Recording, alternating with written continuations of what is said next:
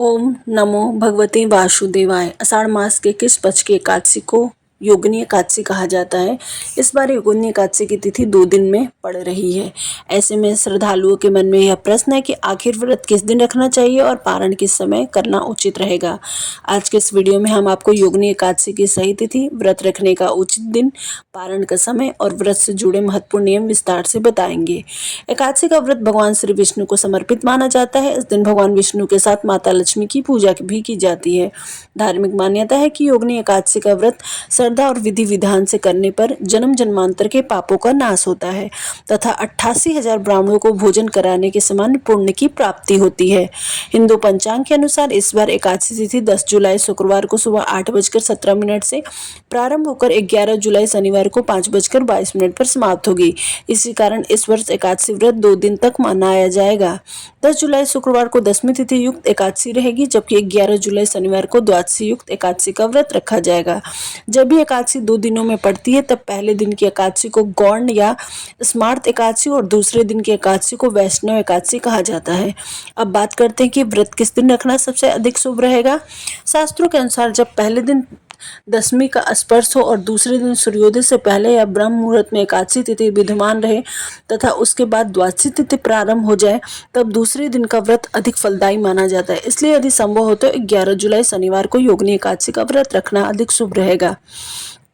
अब जानते हैं द्वादशी तिथि और पारण का समय। द्वादशी तिथि 11 जुलाई शनिवार को सुबह 5:23 से प्रारंभ होकर 12 जुलाई रविवार को प्रातः 2:04 तक रहेगी। एकादशी के नियमों के अनुसार द्वादशी प्रारंभ होते ही हरिवासर भी प्रारंभ हो जाता है, जिसकी अवधि लगभग 5 से 6 घंटे मानी जाती है। हरिवासर के दौरान व्रत का पारण नहीं किया जाता।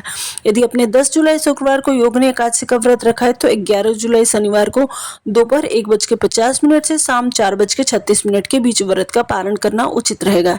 हरिवासर समाप्त होने से पहले और मध्याह्न काल में पारण नहीं करना चाहिए।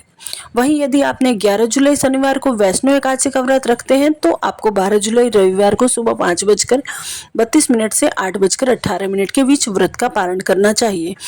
उस समय भले ही त्रयोदशी तिथि प्रारंभ हो चुकी होगी, लेकिन वैष्णव एकादशी के व्रत में ऐसा करना शास्त्र सम्मत माना गया है और इसमें कोई दोष नहीं लगता। अब प्रश्न आता है कि आखिर किस दिन व्रत रखना अधिक शुभ रहेगा। धार्मिक मान्यताओं के अनुसार दशमी युक्त एकादशी की अपेक्षा जिस दिन एकादशी और द्वादशी का संयोग होता है, उस दिन व्रत अधिक शुभ और फलदायी माना जाता है। इसलिए यदि आपके लिए संभव हो तो 11 जुलाई शनिवार को व्रत रखें और 12 जुलाई रविवार को विधि विधान से पारण करें। यदि किसी कारणवश आप 10 जुलाई को व्रत रखते हैं तो इस बात का विशेष ध्यान रखें कि व्रत के सभी नियमों का पालन करें और निर्धारित समय पर ही पारण करें। अब बात करते हैं चावल के त्याग की। एकादशी के दिन चावल का सेवन नहीं किया जाता। चूंकि इस बार एकादशी 2 दिन में पड़ रही है, इसलिए एकादशी तिथि के प्रारंभ से उसके समाप्त होने तक चावल का त्याग करना उत्तम माना जाता है। यदि संभव हो तो दोनों दिन चावल का सेवन ना करें। व्रत का पारण आप तुलसी मिश्रित जल, पंचामृत या भगवान को खीर अथवा शुद्ध सात्विक भोजन का भोग लगाकर भी कर सकते हैं। परंपरा के अनुसार भगवान को भोग अर्पित करने के बाद ही स्वयं भोजन ग्रहण करें।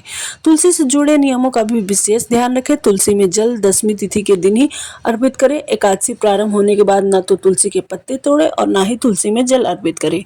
रविवार के दिन भी तुलसी में जल अर्पित नहीं किया जाता। ऐसे में रविवार को मानसिक रूप से तुलसी माता का स्मरण करके उन्हें प्रणाम करें और भगवान को भोग अर्पित करने के बाद व्रत का पारण करें।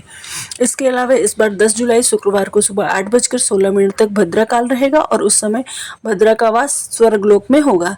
तो दोस्तों, यह थी योगिनी एकादशी 2026 की संपूर्ण जानकारी। आशा है कि आपको व्रत की सही तिथि, पारण का समय और सभी आवश्यक नियम स्पष्ट रूप से समझ आ गए होंगे। यदि आपको यह जानकारी उपयोगी लगी हो तो वीडियो को लाइक, अपने परिवार और मित्रों के साथ शेयर करें तथा चैनल को सब्सक्राइब करना न भूलें। यदि आपके मन में कोई प्रश्न हो तो उसे कमेंट बॉक्स में अवश्य लिखें। हम आपके प्रश्न का उत्तर देने का पूरा प्रयास करेंगे। धन्यवाद। जय श्री हरि विष्णु।